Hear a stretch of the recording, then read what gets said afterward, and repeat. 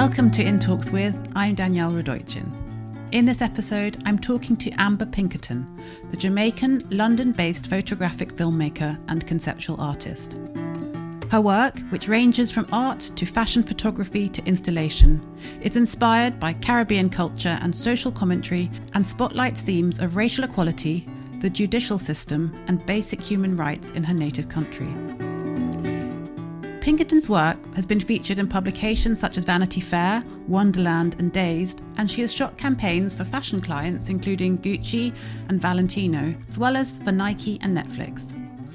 Represented by the Alice Black Gallery in London, where she currently has a show on display until mid-November, I sat down with Amber to hear about her background and how it informs her work.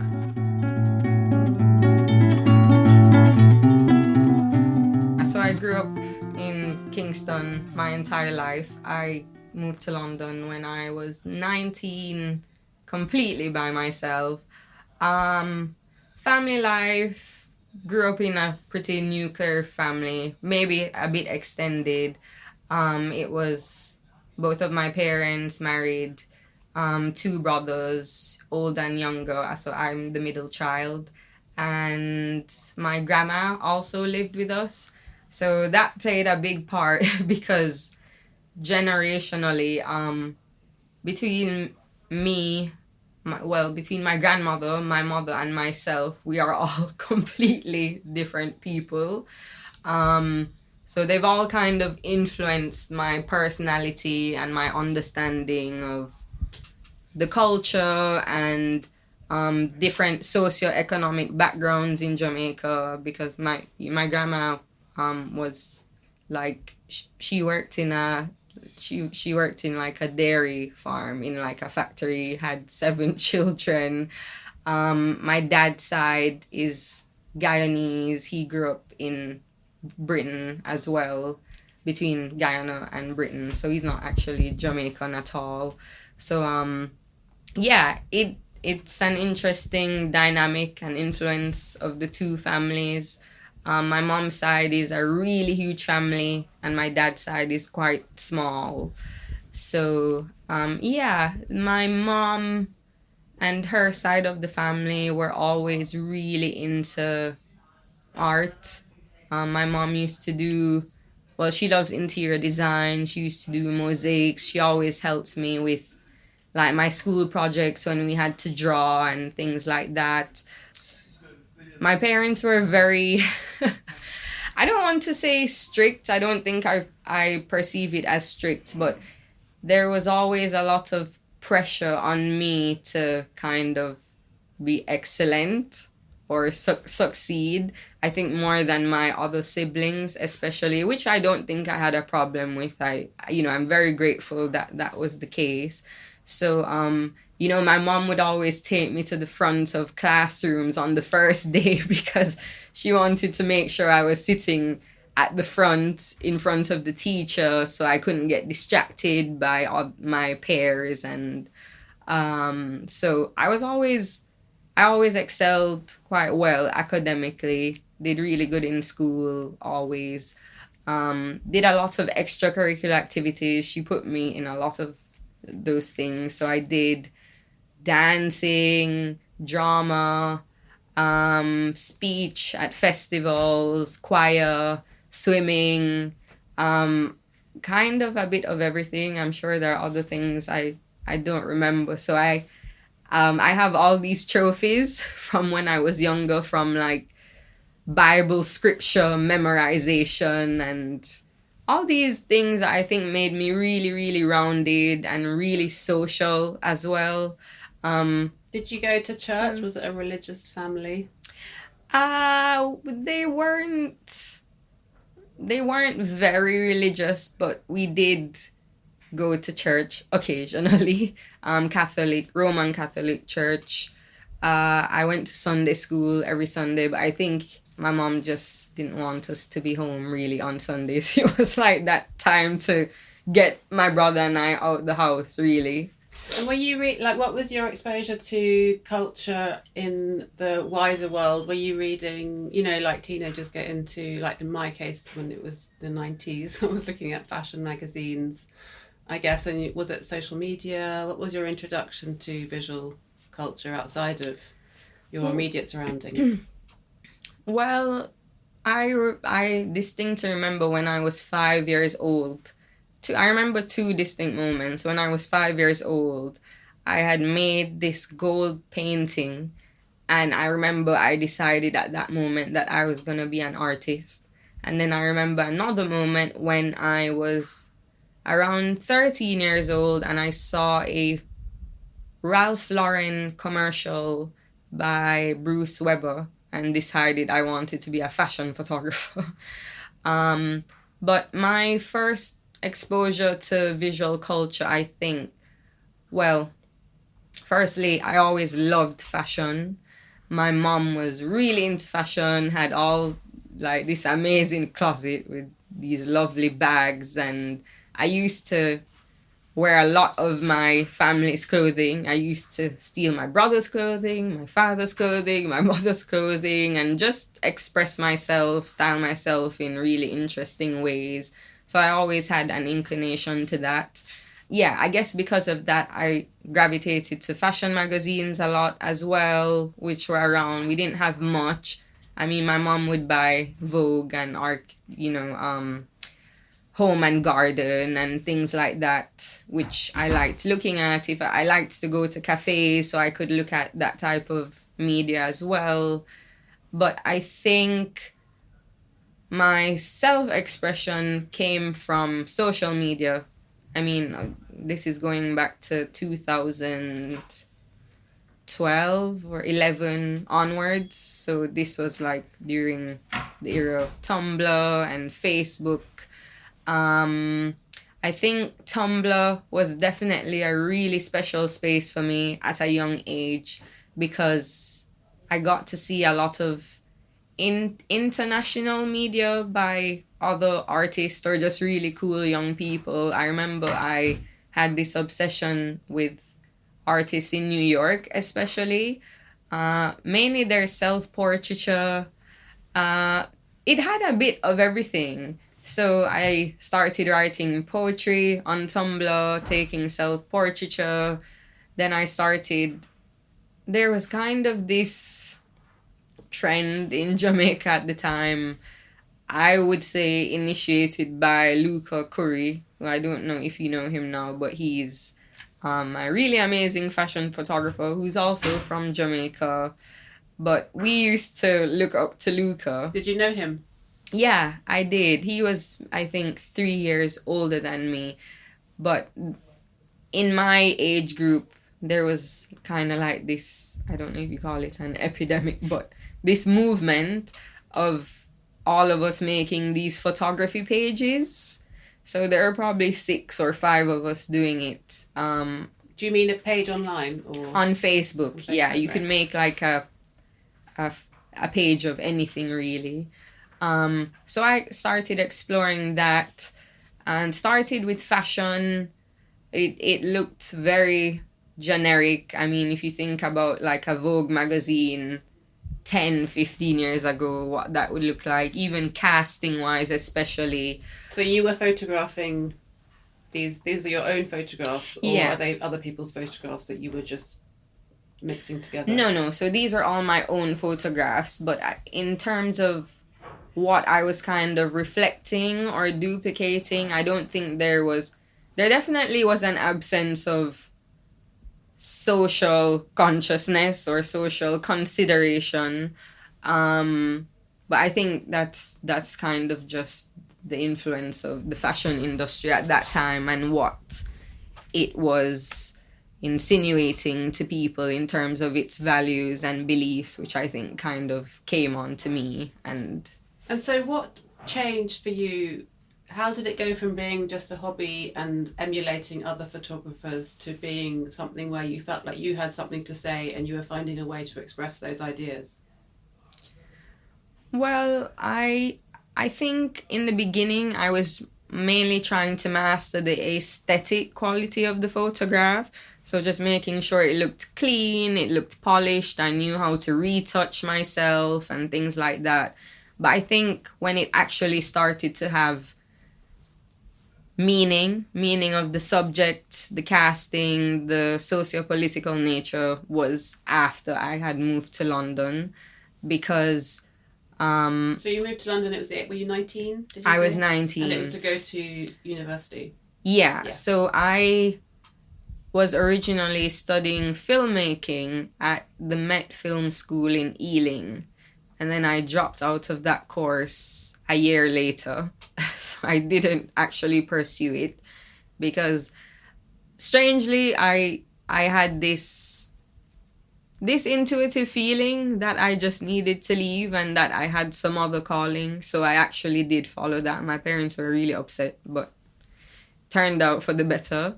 Yeah, but I think when I came to London, the cultural shock was a bit delayed.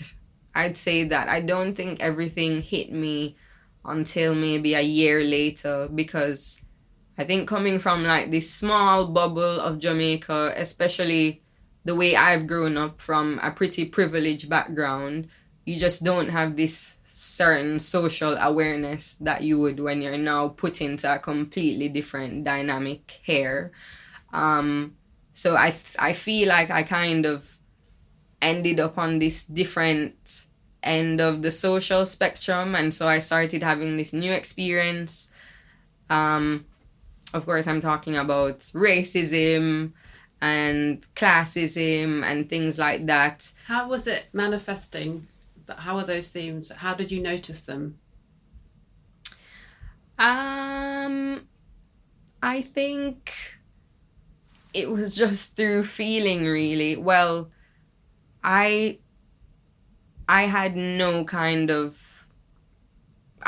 Caribbean culture around me where I was for the first 4 years. I was in Ealing. Ealing's pretty white. It's not Caribbean at all. I didn't really have any friends either for like 4 years straight, because I was just so focused. I had just tunnel vision on getting my foot in the industry. So yeah, I think even the school I went to was also pretty white. I think I was the only black person. I think I only saw maybe one other black person in the entire school. Wow. It was pretty small. And that included the teachers and the lecturers. Yeah.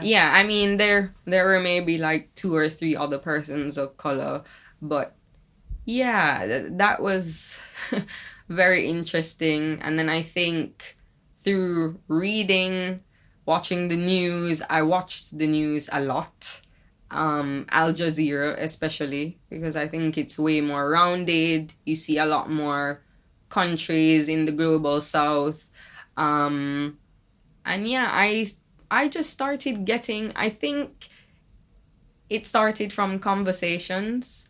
Like, I didn't even know about the Ku Klux Klan. That's how oblivious I was from growing up in Jamaica, because I just didn't have that social exposure to those things. So when I found that out, I was completely appalled. And then I kind of went digging after that. I started looking at Black American, African American culture a lot more. I started reading a lot more socio-political books about culture and race. I just grew this serious fascination and care, and obviously it started to become a personal experience. So I feel like I could now understand other people's point of view around me, which I don't think sometimes you don't get that. I even started teaching myself about European history. So I was very keen to understand the kind of historical landscape I was living in. And yeah, started reading a lot of books, watching a lot of documentaries, just basically self-educating myself. Did your work change as a result? Yes. My work started to look completely different. And how so? Well, the first thing is just being more conscious about what I'm shooting, who I'm shooting, where I'm shooting them, what they have on, what I'm trying to say within those series of works, whereas before I think it was just, I'm just putting a white model in a fur jacket and she just needs to look really polished and nice and refined. That's how I approached it as a teenager. So it started to have a lot more context and meaning to it. And I think in reflection of everything that I was experiencing in London and just being more aware of what's going on and what people were going through, especially from Caribbean backgrounds, I just thought it would be really hypocritical to not reflect on that same context in a Jamaican landscape.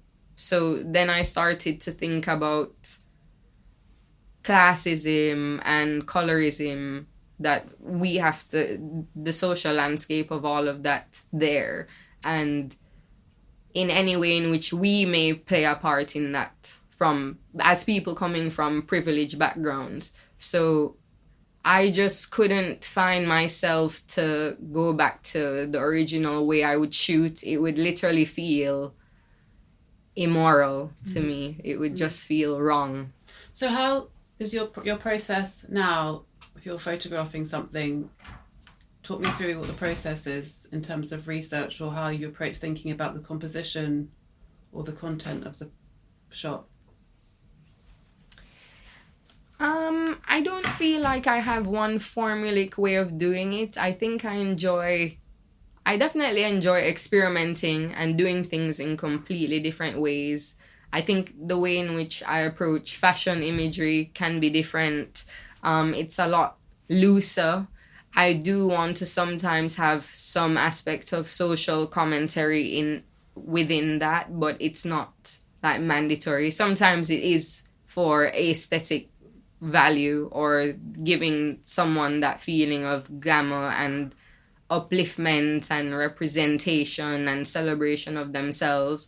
But I think when I do more of the personal work, it's definitely more of a conscious act. I'm thinking, how is it representing the culture? How are people in Jamaica gonna perceive that work? And how are people in the UK gonna perceive that work? So I'm always trying to kind of reach this intersection with the work sometimes. I'm like thinking of it from two different points of views. What do your parents think of what you're doing? Oh, they're very proud. They're very proud. I think, though, in the beginning, not my parents specifically, but I think a lot of people didn't like what I was doing in Jamaica, which I think is very telling of their own social beliefs of what people. What kind of things didn't they like? They didn't like who I was shooting, where I was shooting them, why am I shooting these people. I've heard some outrageous things that I've just been really shocked about. They didn't look the right way, or? Because they were from marginalized communities, for example, without them really appreciating the context. They'd rather me shoot people in beauty pageants or people of a lighter complexion or things of that sort. But I just always thought I'm gonna just stick to it. Even one of my first projects, which was about men in the domestic sphere, we had dressed up. Was this the project for your own work, or had you been commissioned by someone else? No, this was actually, it was an editorial, but it had more of a personal. For a magazine? Yes, it was. It should have been for Wonderland originally, but it ended up in Gay Times, so it kind of recontextualized how people perceive it, I'm sure. Yeah. But I was just trying to get the work published, really, in print. But it definitely had a personal approach. I was kind of just, I came up with the idea. I just went off to Jamaica and gathered a team. Remind me what the idea was? I wanted to explore the role of the man in the domestic sphere. So we had obviously put him in women's wear, And we had him doing all these domestic activities So it was that one women model. would traditionally do. Yes, One it was male one model male model in different domestic settings. Yeah, yeah. And that you shot got, it in Jamaica. Yes, and that got a lot of backlash. Why? Because Jamaica is an extremely homophobic society, even though it wasn't about homosexuality at all or sexuality at all. But I kind of liked that act of playing on people a bit. It revealed quite a lot, which that was kind of like a conscious thing, but it wasn't about that at all. And I think I lost maybe 300 followers from that project.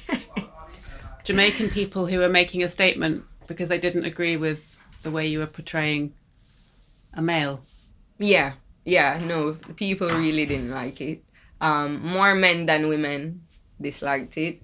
But yeah, so I found that very interesting. But then I just thought, well, I'm just removing the people that don't morally align with what I align with. So it's fine. It's worth it. Yeah.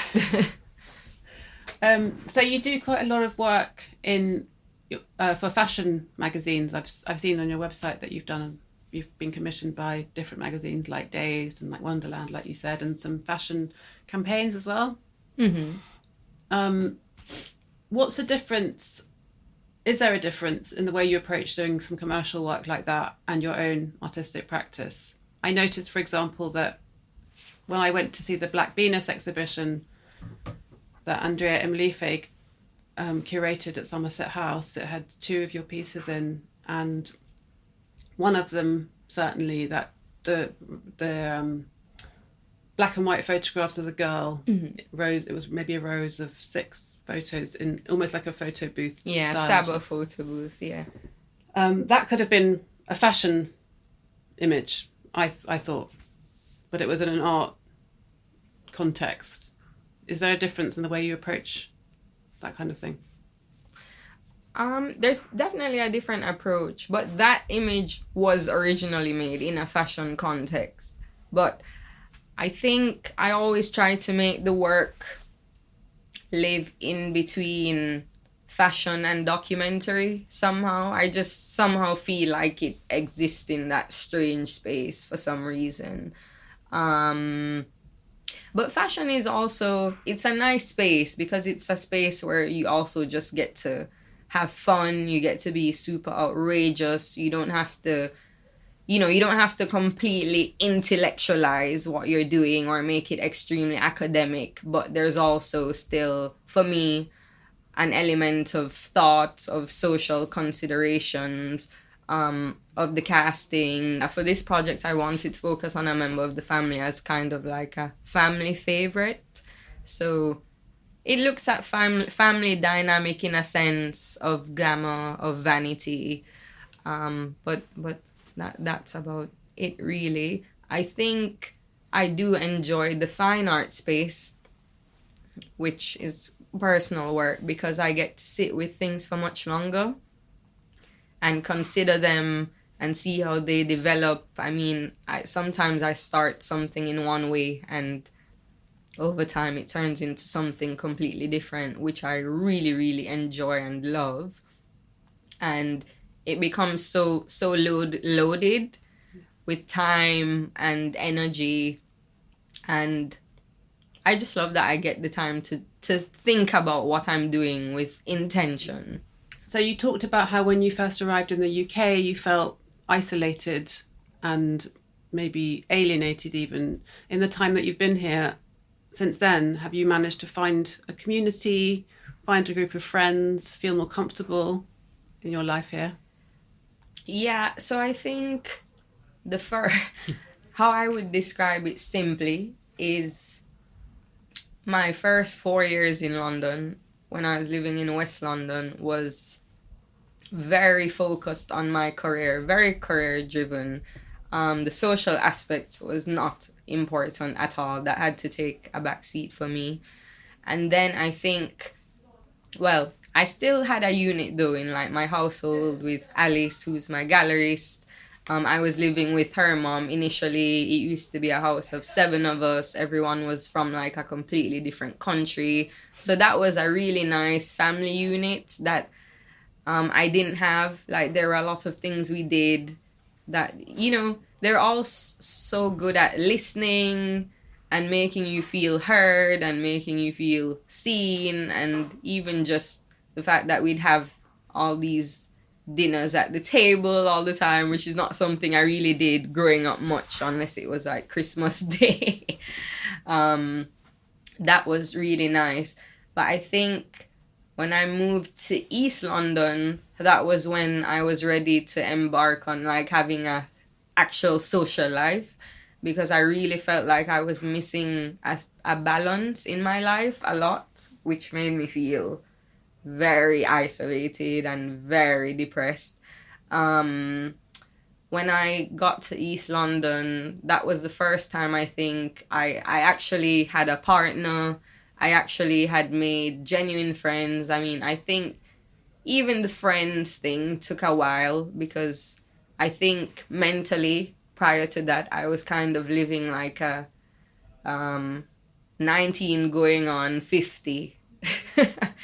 Even the way I would dress, the way I would present myself was completely different. I would blame that on just my perception of how I thought the industry would perceive me, or from my experiences of that. So I felt like I had to tone down myself a lot. So it was a process for me to get back to my youthful nature when I got to East London. So I only made friends, like genuine, true friends, I would say, up to a year ago. Yeah, and it's been lovely. They all work in fashion or art. Some of them are just, regular, normal, funny people. But it's really, really, really helped my confidence, my self-esteem, just feeling comfortable in who I am. And I think once I've gotten to that, like that stage of my personhood, everything has kind of followed, because I'm now attracting people who I genuinely connect with. Even within the fashion industry or the fine art industry, or just general social relationships. So, well, that's a relief. Yeah. I'm glad to hear that. Yes. Let's talk about your show. So you're working towards a show at the Alice Black Gallery, opening early October. What can people who are going hope to see there? They're going to see your sound piece, which is the poetry. Well, so I kind of I title myself as a photographic, filmic, and conceptual artist. So I do feel as if this project feels very conceptual. The space feels quite conceptual. The installatory nature, you're gonna see installations, you're gonna see objects, film, sound, photographs, some made by handprints, through alternative processes. Some of the images are a bit more figurative and traditional to what I would typically do. So it's definitely an immersive experience. The soundscape, well, I now have 2 versions, but if I go with the one that I think is calling my heart now, then I would say you need to sit in the space for at least the entire 12 minutes to really go on that journey. I think there's a lot of subtle hints about myself in it, which you would probably only know if you know me really closely, but it's very autobiographical. I feel like it's just about Amber, the person, and what that looks like visually. It's almost, the space is meant to feel like you're sitting in my brain, almost. That's how I would put it. I think there are aspects of social commentary and Caribbean culture that come out in the soundscape, but not really it's all intentional, but it's not really the focus. Like, I'm not trying to portray blackness specifically. I'm just really representing myself and the things that make me up. Nice. So can you play a bit of it to end the recording? Oh God. Okay. I feel like you've got your speaker, your portable speaker there. So this is really unconventional. I don't think it's anything anyone has typically heard in a gallery space. So the original soundscape was just like a narration of me speaking, saying these poems. But now it's almost like a sonic montage. But it also feels like a mix, like a DJ mix. So when you go into the space, it's gonna feel like a mixtape almost, in a sense, which I don't think I've ever heard or experienced at any show. So I'm a bit fearful of it, but excited at the same time. And I hope people like it. I really can't wait. It sounds really exciting.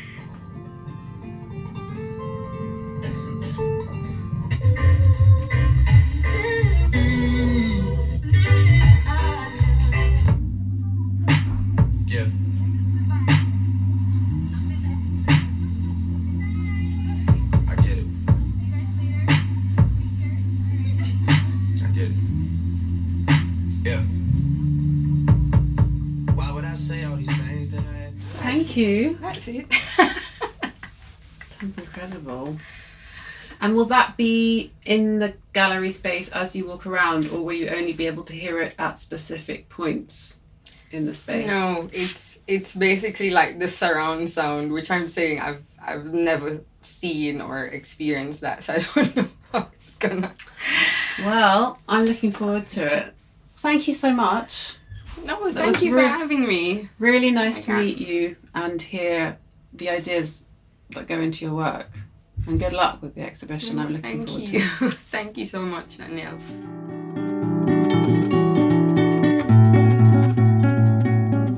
You've been listening to In Talks with me, Danielle Radoichin. The sound and theme music is by Woogie Productions and the artwork is by Patrick Wall.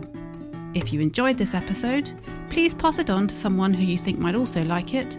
Please subscribe and leave a review.